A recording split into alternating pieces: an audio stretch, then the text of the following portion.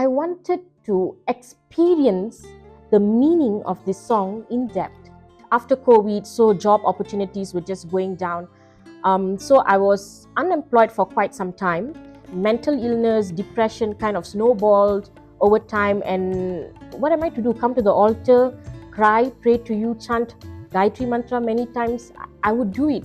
Just help me do something. How can I thank you, our dear Sai Ma? This is tears of joy. It's not sadness. Yeah. Om Sri Sai Ram. My humble pranams at Bhagawan's lotus feet. I'm Sai Tarishini from Kuala Lumpur, Malaysia. And I would just like to share about how one equation actually changed my life. Okay, so all this while in my life, like I came from a Sai family. I was born into a Sai family, and my parents named me after Swami. So I carry Sai in front of my name. And growing up, attending Sai centers, singing bhajans, going for balvikas, and my parents even enrolled me at the Sathya Sai school in Kuala Lumpur. So I kind of felt that yes, Sai is part of my life. So again, the key word here is Sai is part of my life. And things were like very normal, day in and out, growing up, going to the bhajan, so and so. But it was very monotonous. That means I felt that it was a very mechanical feel that I had with Swami, because I was born into the family, and it was a kind of a routine to just pray to Swami and somehow embrace all his teaching and to experience him, and so forth. Um, so it took me time to actually experience a lot of things with Swami. So sometimes I wondered, how can people have dreams about Swami? Why am I not having dreams about Swami? I used to have these kind of questions. I wanted to have some sort of interactions with Swami, but it was not coming. Okay, but there was no changes. I didn't attempt to do anything either. So it was like no effort maybe from my side. And I remember my favorite bhajan song that I would always sing in the Sai Center would be Mother Mother Saima. Mother Mother Saima. Okay, so I'll just sing. Mother, oh Mother Saima, you mean the whole world to me, Saima. Mother, oh Mother Saima, you are the light of my life, Saima, Ma, Saima, Ma, Saima.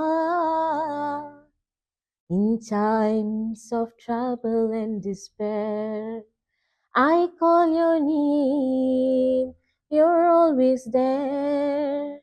You guide me forever each day. With all your love, you show me the way. How can I thank you, our dear Saima, for all your patience and love, Saima, Ma, Saima, Ma, Saima. So this song is one of my favorite songs. I've sung it many times, but with no feelings. So it was just mere singing. I wanted to experience the meaning of this song in depth. So let me just get into the story that happened in my life. So things were really very, very smooth for me until I graduated my medical studies. I was 24 years old that time, and I decided to pursue in another field. I mean, still in the field of medicine, but something different, because I felt that maybe certain things did not suit me right. So I opted out for master's in speech pathology.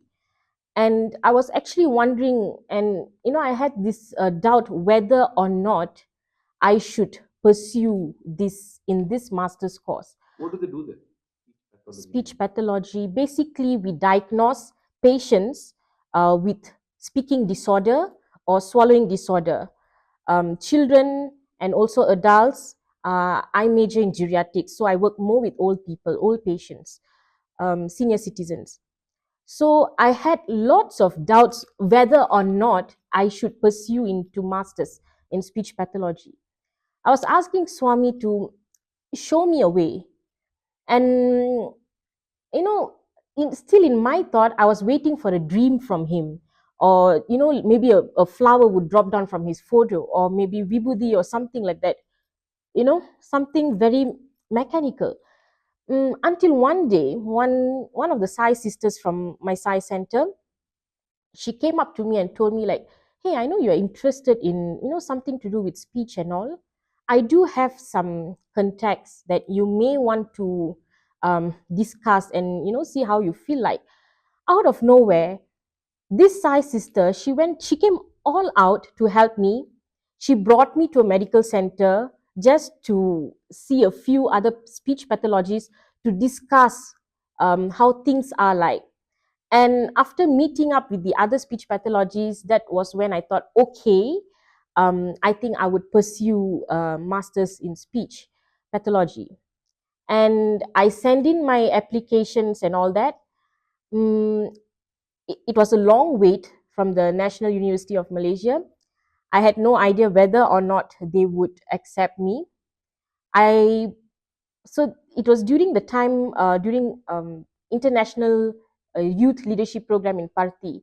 So the moment I arrived in Puttaparthi, I received an email from the National University of Malaysia saying that I got accepted into the course, master's course. And that was the first sign that Swami actually gave me that, okay, you're good to go. You shall pursue in this master's course. So that was one time I felt that Swami was actually listening to me, and he actually sent an instrument through him to connect to me and to get my answers during my doubts. And that was one short one. And after that, like after finishing my master's course and everything, I kind of struggled a while to get job because of COVID. After COVID, so job opportunities were just going down.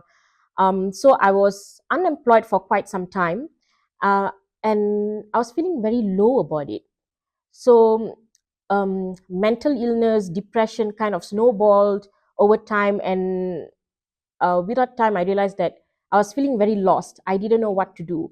So I was actually asking Swami, like, Swami, can you please just do something about this? Um, Come and help me. I didn't know what else. Like, what am I to do? Come to the altar, cry, pray to you, chant Gayatri mantra many times.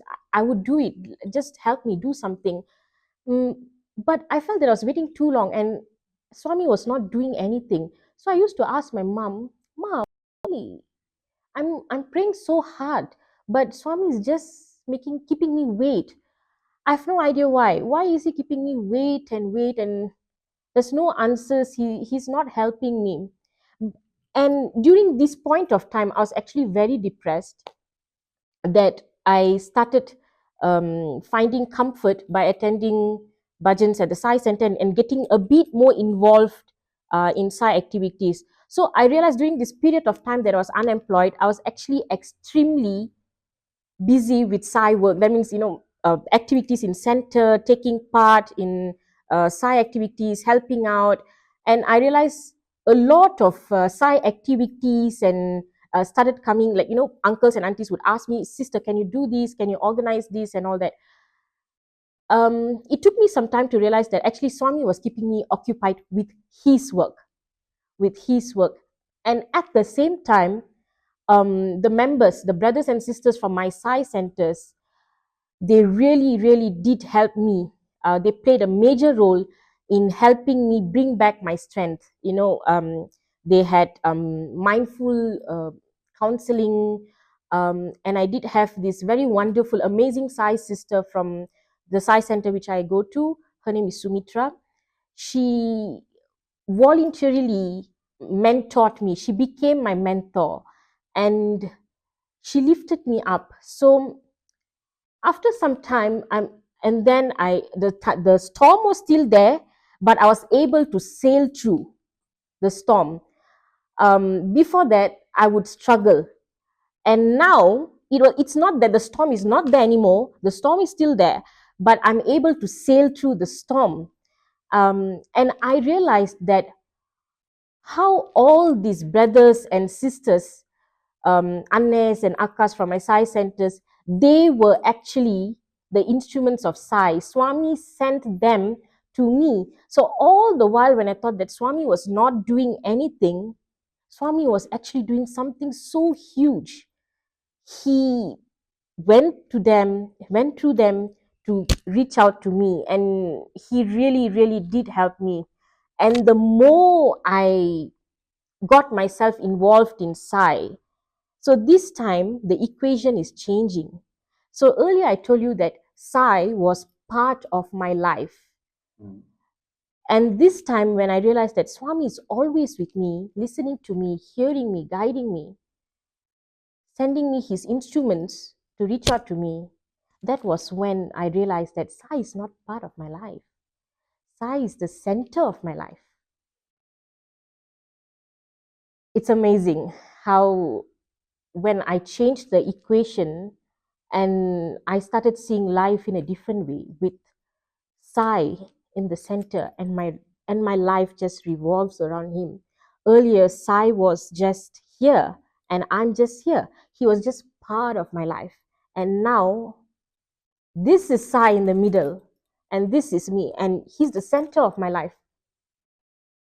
And with him in the center of my life, everything is beautiful. I do have my ups and downs, but he's always there to carry me, surrender at his lotus feet, and he would definitely carry you. And Swami has said, I will protect you as the eyelid protect the eye. So this is when I started singing Mother, Mother Saima again. In times of trouble and despair, I call your name, you're always there. That's when the song actually had a meaning. When I sing the song, it actually carried a meaning, and I started to feel it close to my heart. The same line, how you sing with feeling once again, loudly. In times of trouble and despair, I call your name, you're always there. You guide me forever each day. With all your love, you show me the way. How can I thank you, our dear Saima, for all your patience and love, Saima. So, yes. And actually, my whole trip here was sponsored by the Sai Center. So, and tomorrow is my birthday, so yeah. This is tears of joy, it's not sadness, yeah. Yeah, so amazing. 30th. Yeah. We wish you a very happy holy birthday. I think this is Mommy's